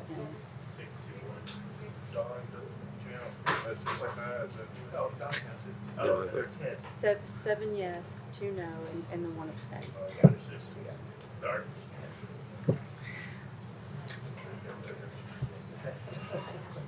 Are we ready, Mr. Thank you, Chairman? Staff. Okay. All right.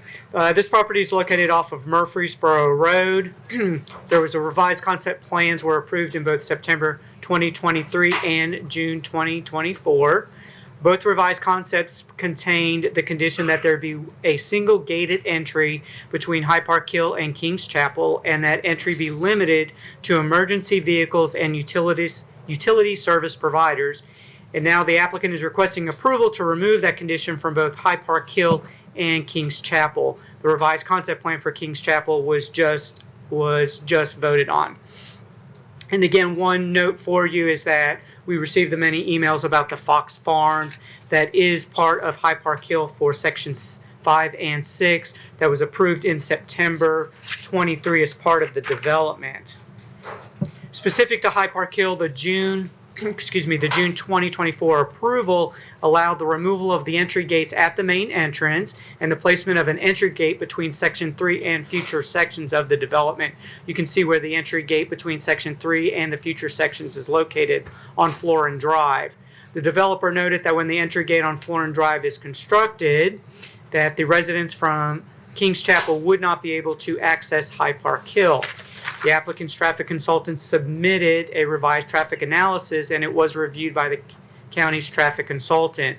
County's traffic consultant concurred with the findings. Additionally, the developer also noted that after the entry gate within High Park Hill has been constructed on Florin Drive, the residents of High Park Hill would be responsible for the maintenance of Majestic Meadows Drive from the relocated gate to Murfreesboro Road. You can see the relocated gate there in the green. Majestic Meadows is the blue line, and that goes to the south to Murfreesboro Road. Staff is of the opinion that the construction of the entry gate for the exclusive use of the residents of High Park Hill and prohibits entry by the residents of King's Chapel serves to delineate the developments are two separate and distinct developments. And so long as item 28 was approved as recommended by the staff, staff recommends approval of this revised concept plan with the previous conditions, removing the stipulation that the one gated connection between High Park Hill and King's Chapel be restricted to emergency vehicles and utility service providers be removed, that the HOA documents be revised to provide for the maintenance of Majestic Meadows Drive by High Park Hill, and that the revised HOA documents be submitted with the next final plat of both developments. That's all I have, Mr. Chairman. Thank you. Okay, at this time, we will open up for a public hearing. You'll have a minute, 15 seconds to state your case. I'll call your name, and if you'll come forward, give us your name and address, please. I believe it's Justine Dell.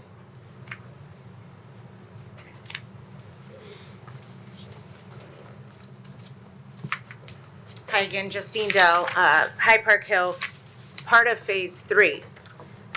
For clarity, asking for this to be approved with the conditions that have been discussed to make sure that there's transparency.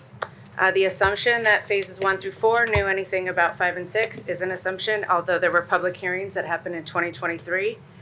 High Park Hill started in 2022. So we would like the conditions that there is transparency and clarity on the HOAs and the CCRs for Phase 5 and 6, also known as Fox Farms, or being referred to as such, as well as all the liability associated with the gates from Phase 3 off of Florin and Majestic Meadows. Thank you. Thank you.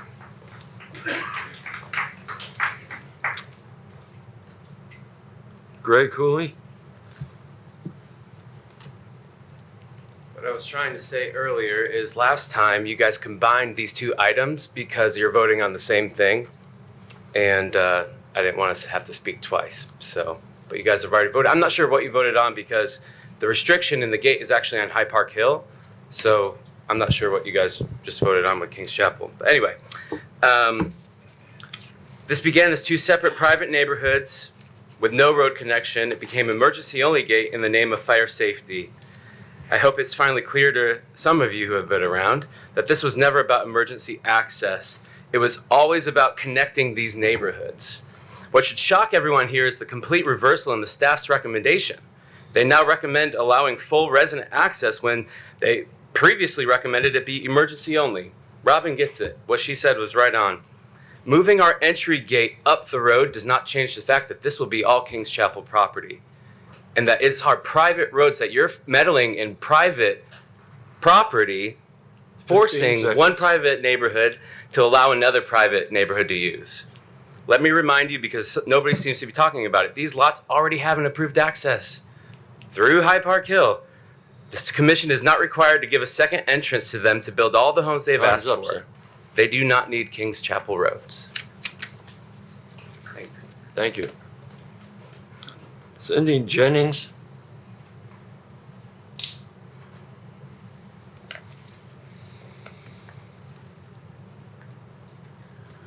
James Kuzmich. I am also a resident at 5428 Iona Drive, High Park Hill. I want to address a couple things. The exclusive use is, I'm sorry. Your name again? James Kuzmich.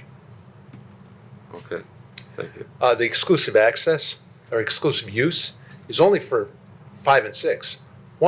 Phases 1 through 4 of High Park Hill has no exclusivity whatsoever. Why we should have anything to do with paying for this road is beyond me. It should solely be for an expense for 5 and 6. We are in favor of moving that gate and opening it up to 5 and 6, but we believe that those conditions, that the costs be assessed only to 5 and 6. 1 through 4 have nothing to do with it, and we will never be on that road. Thank you. Cindy Jennings.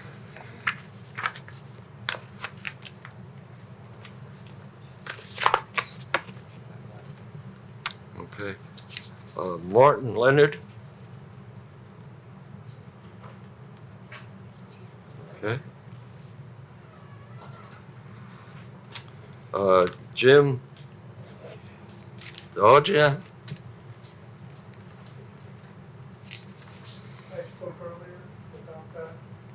Thank you.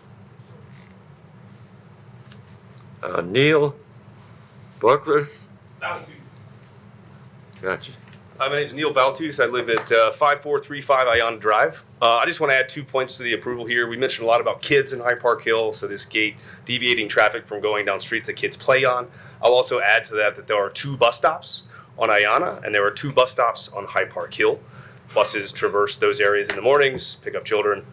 So this traffic, or this additional gate, will move traffic to a road with no children, with no bus stops. The second thing is the note of the HOA paying for the road and maintenance. It's been said a lot in this room tonight that it will be HOA burden of phase 5 and 6. I would like to see that clarified in the documentation. For us, it says High Park Hill HOA will pay. That's where Jim's concern comes from. High Park Hill phase 1 through 4 will not have access to Majestic Meadows via a gate we don't have access to in our own community. So we do not feel as phase 1 through 4 we should be financially burdened by the maintenance of a road we cannot access. That's all. Thank you. Thank you. Next is Haley Katkoff.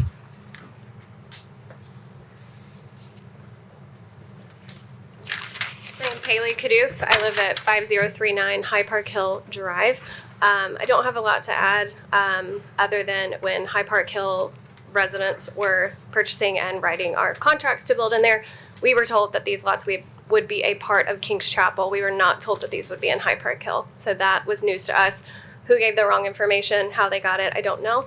But that message was not conveyed to us, or personally, my family probably would not have bought in there. I have 4 kids, and they are outside playing all the time with their friends.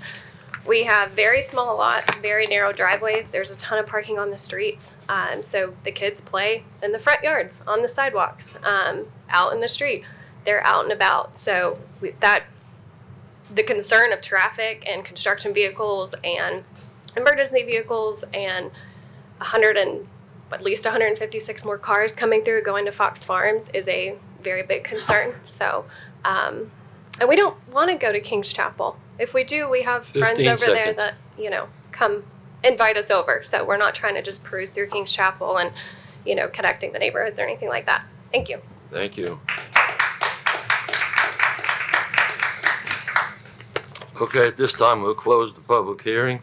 Is the applicant present?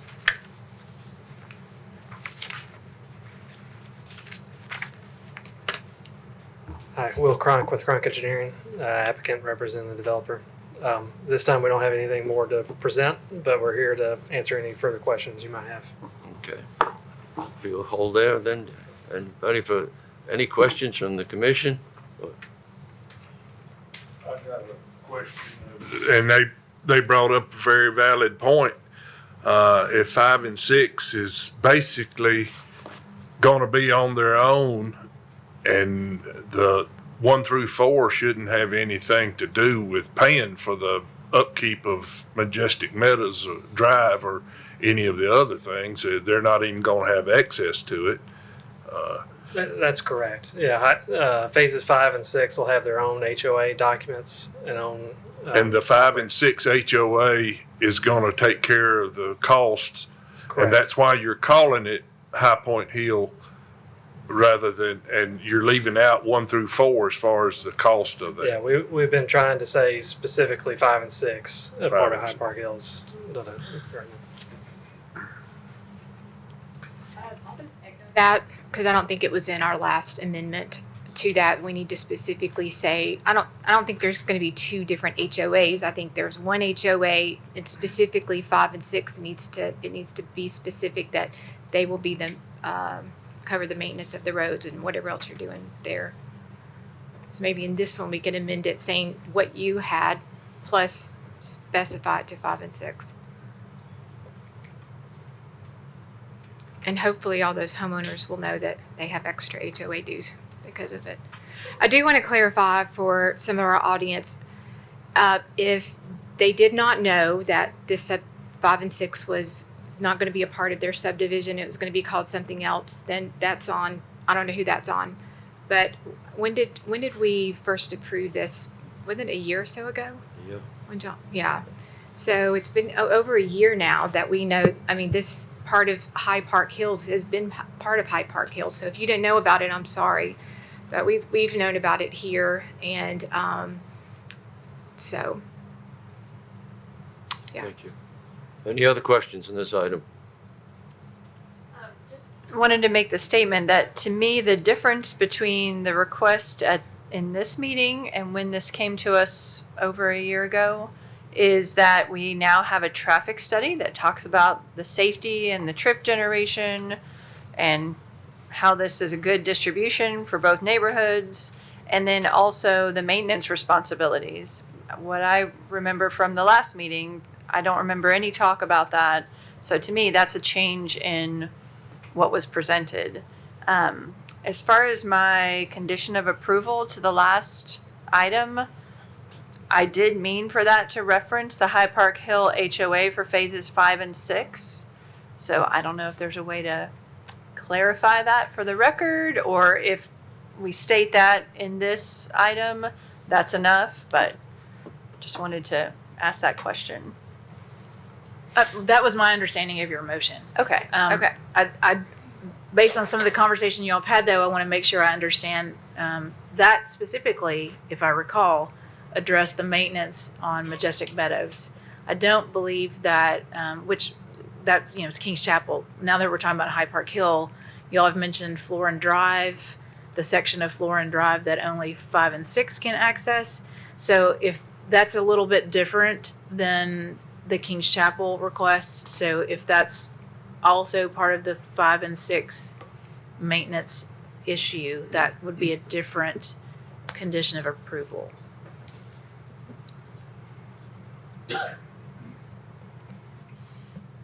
Any further questions? Seeing none, do we have a motion on this item?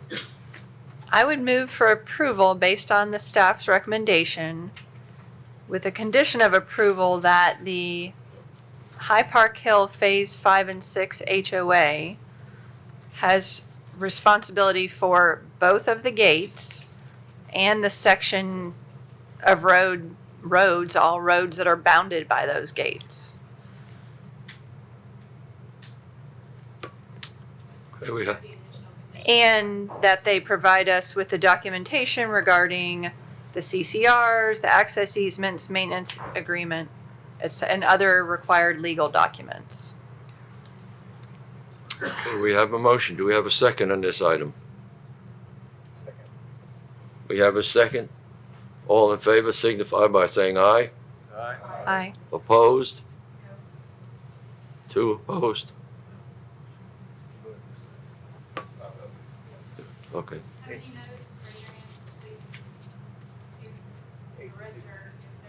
Yes.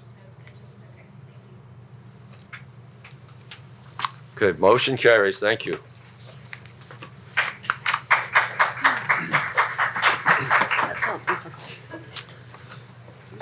Item number 30 is concept plan review for Clovercroft Estates subdivision containing 40 lots on 204 acres located off of Clovercroft Road in the 4th voting district. Staff?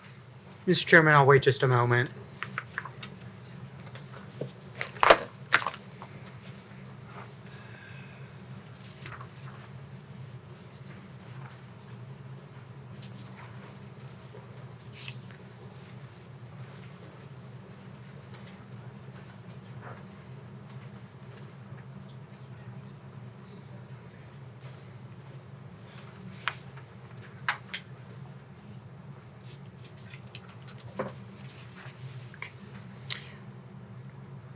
Okay, the property is located off of Clovercroft Road.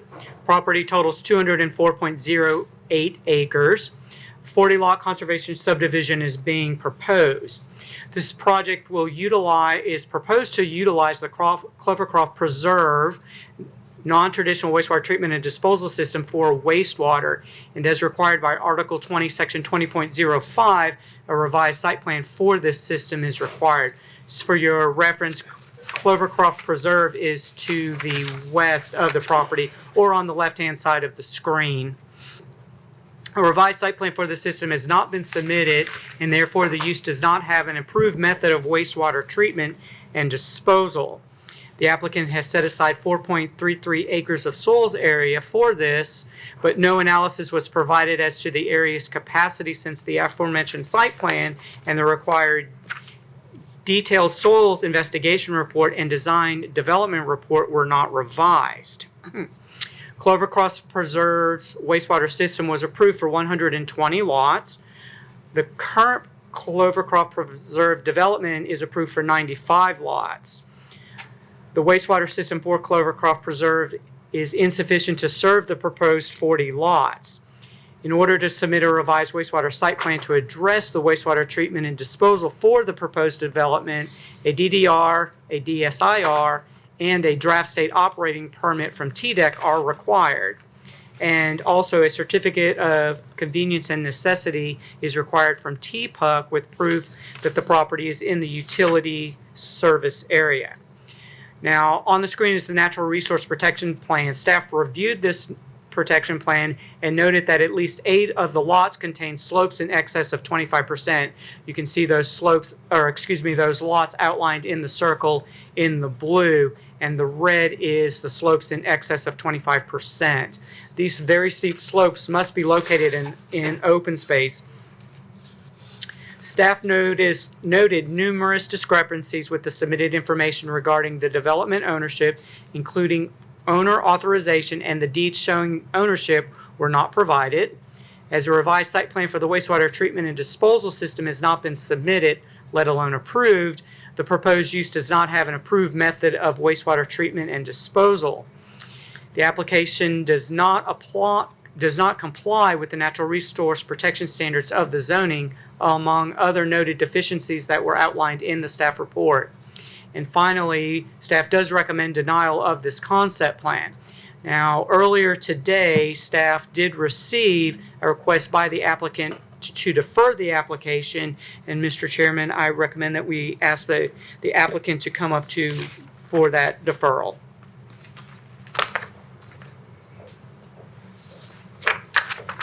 Good evening, Mr. Chair, Commissioners. My name is Joshua Denton. I'm a land use attorney here in Middle Tennessee. I live in Franklin. My office is in Williamson County. I'm new to the team. As you all, I think Ms. Ransom has sent my letter to the commission, and I appreciate that. And what I would say is I was just engaged. My engagement letter was signed today. I started getting information on this yesterday. So I'm the brand new guy. And I am asking for a deferral so that we can continue to work on this. My understanding is that the applicant did not request to go on this agenda, but was placed on it. And as detailed in my letter, I know it came later today, but if you've had a chance to look at it, there was, I don't know how else to say it, but kind of a snafu with another lawyer who had contacted Ms. Ransom about this project. He did not represent the applicant. That was not made clear to her.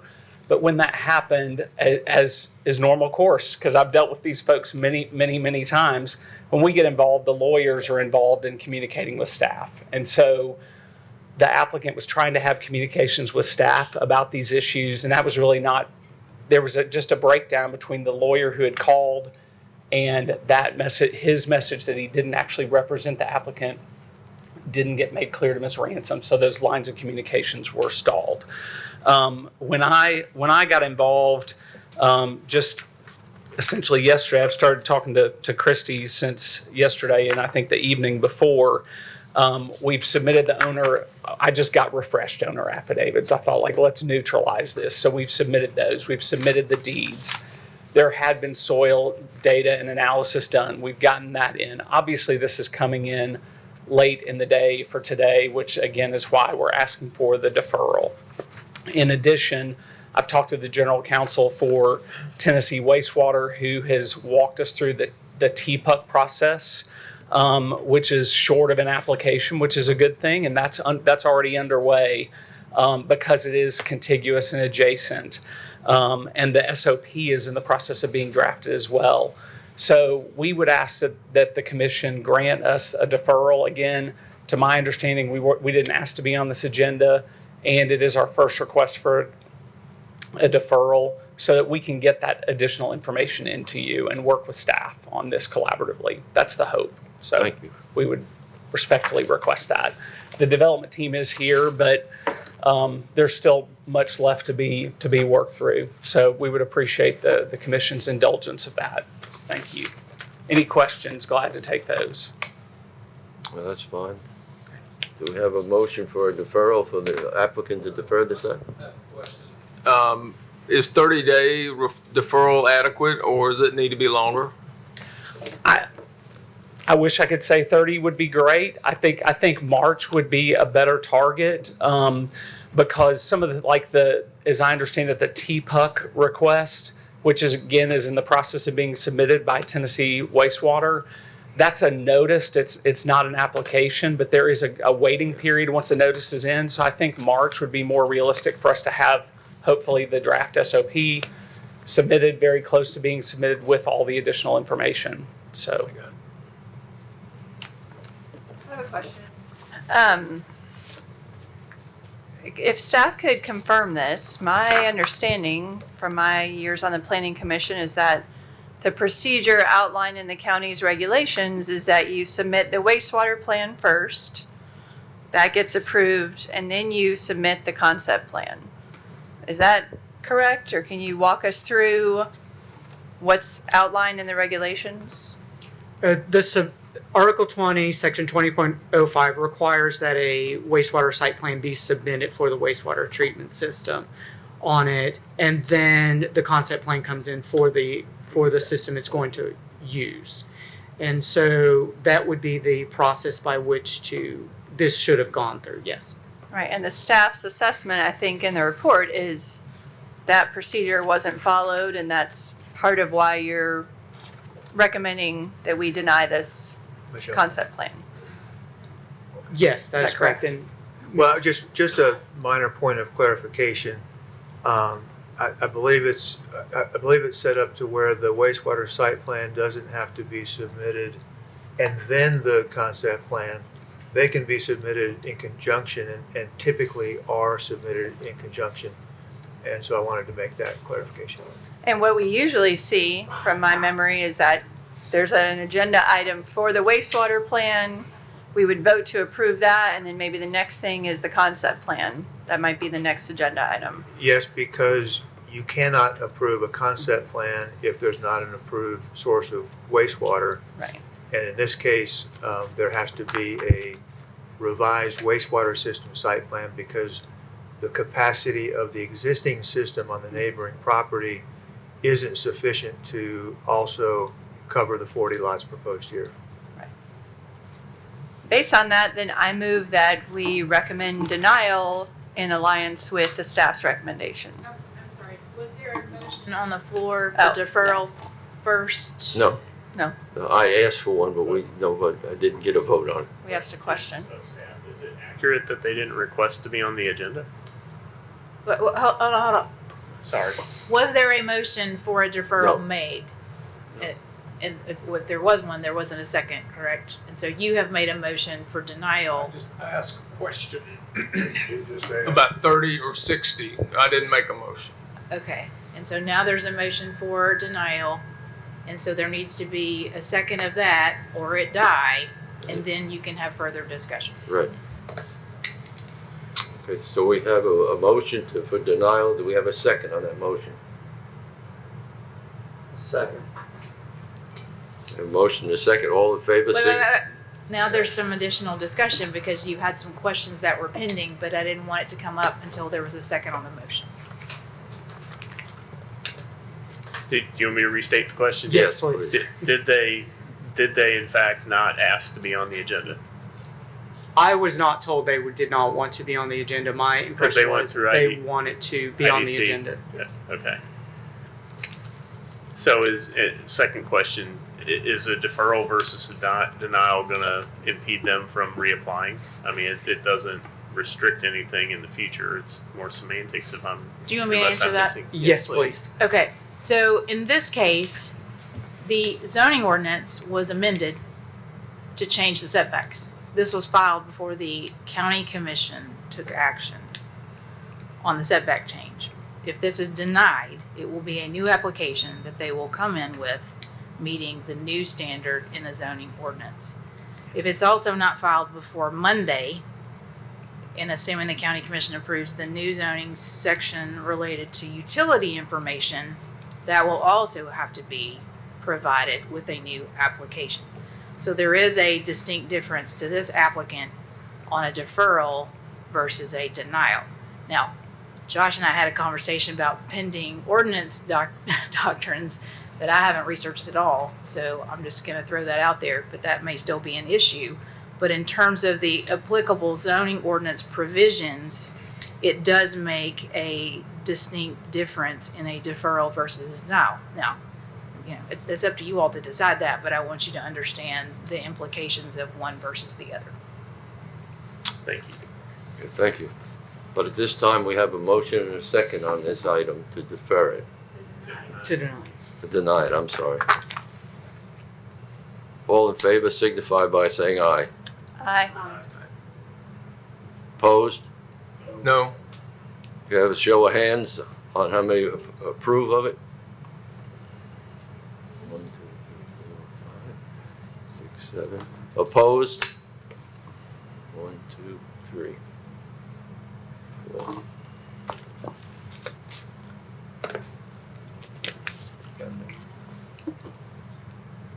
Okay. What's the vote? 7-3 to deny it.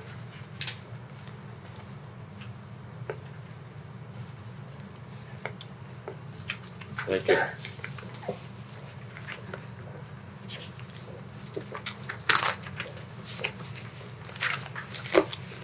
Next item 31 is a site plan review for Von Terrace subdivision, Hilltop Pavilion on 42.04 acres located off of Meeks Road in the 5th voting district. Staff? Thank you, Mr. Chairman. Property is located off of Bonterra Drive. There you see Bonterra Drive in the red. This site plan contains 0 buildable lots. The site plan is to add a pavilion in the blue, a fire pit in the yellow, and a walking trail in the brown. It's located in 42.04 acres of open space. Hilltop protection standards have been met. Amenity center improvements requires planning commission review, and staff recommends approval with the standard condition outlined in the staff report. Thank you. Is the applicant present?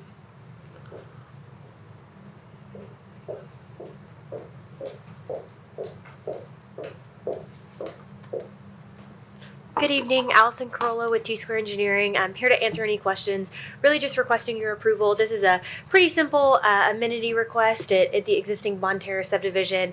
I'm just hoping to get that pavilion added for the residents as well as that fire pit up in there.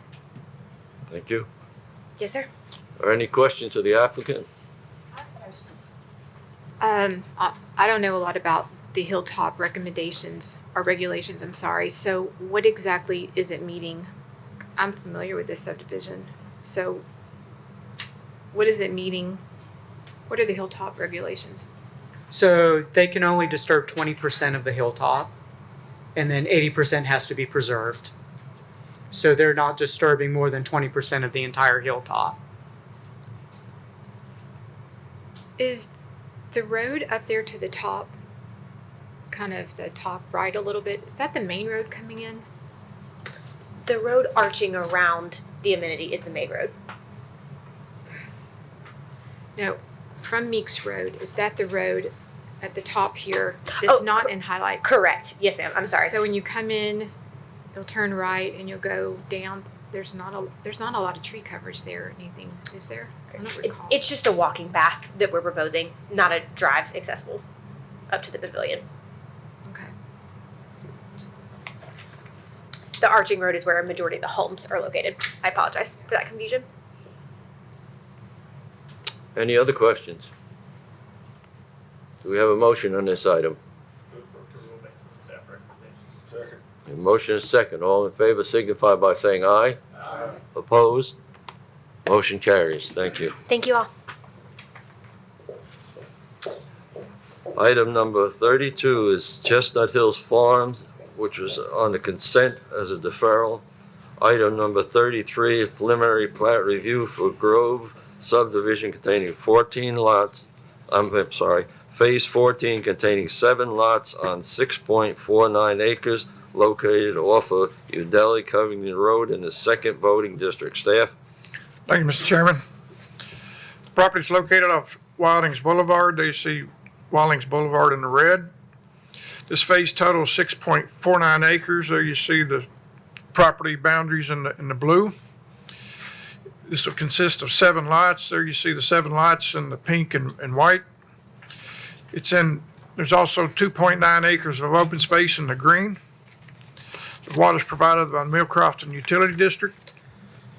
Lots are served by a non-traditional wastewater treatment and disposal system. This phase is consistent with the revised concept plan, and staff recommends approval with the standard conditions outlined in the staff report. Is the applicant present on this one? Nobody here.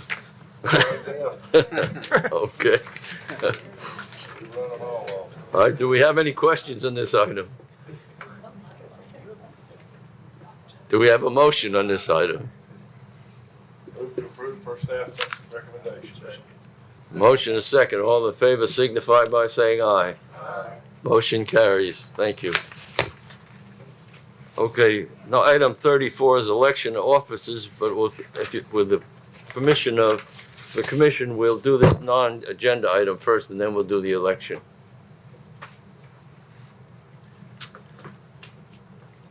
Final plat review for James A. Sokol LLC subdivision.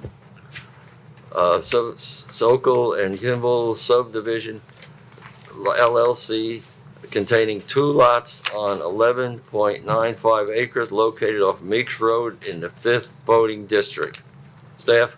Thank you, Mr. Chairman. This project was originally approved at the October 2025 meeting. The plat wasn't recorded within the required 60 days. Thus, it was expired. It is located off Meeks Road, as you can see in red in the upper left corner of the screen. The development totals 11.95 acres. It consists of 2 lots, as you can see in green. The shared access easement is in yellow. Building envelopes are separated by 200 feet, and all habitable structures will have fire sprinklers. Water will be provided by the Millcrofton Utility District. Wastewater will be handled by a non-traditional wastewater treatment and disposal system. This particular final plat is still consistent with the preliminary plat, and staff recommends approval with the standard conditions outlined in the staff report. Any questions on this item? Yes, ma'am. Do we know why the applicant failed to record the final plat within the allotted time? He didn't have. There were some additional requirements of the water district that they didn't get those done in time. I'm not sure why it took them so long, but they didn't get it done in time. Okay, thank you. Any other questions? Do we have a motion on this item? A motion is second. All in favor signify by saying aye. Aye. Opposed? Motion carries. Thank you. The last item, item 34, is election of officers for 2026. We'll now open the nomination for chairman.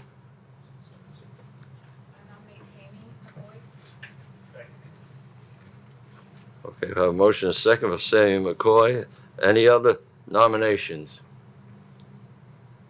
Any other nominations? Seeing none, we'll close the nomination. All in favor of Sammy McCoy being chairman, signify by saying aye. Opposed? Motion carries. Thank you. Now for the vice chairman, we'll open the nominations at this time for the vice chairman for 2026. Nominate Don Crohan. Second. Do we have any other nominations? Any other nominations? Seeing none, we'll close the nominations.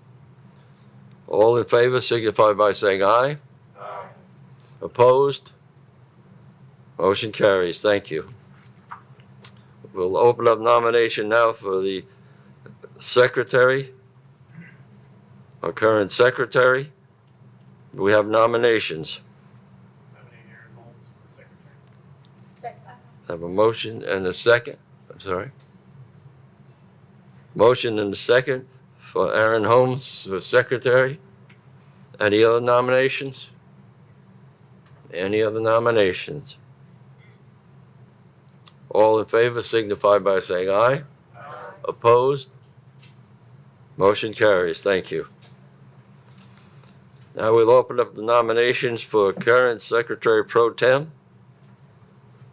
Do we have nominations? Joe James? Second. Joe James. Any other nominations? Any other nominations? We'll now close the nominations. All in favor signify by saying aye. Aye. Opposed? Motion carries. Thank you. Congratulations, everybody.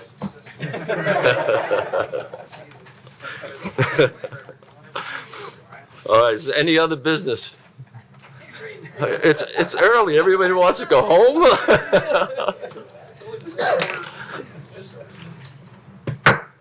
We're adjourned.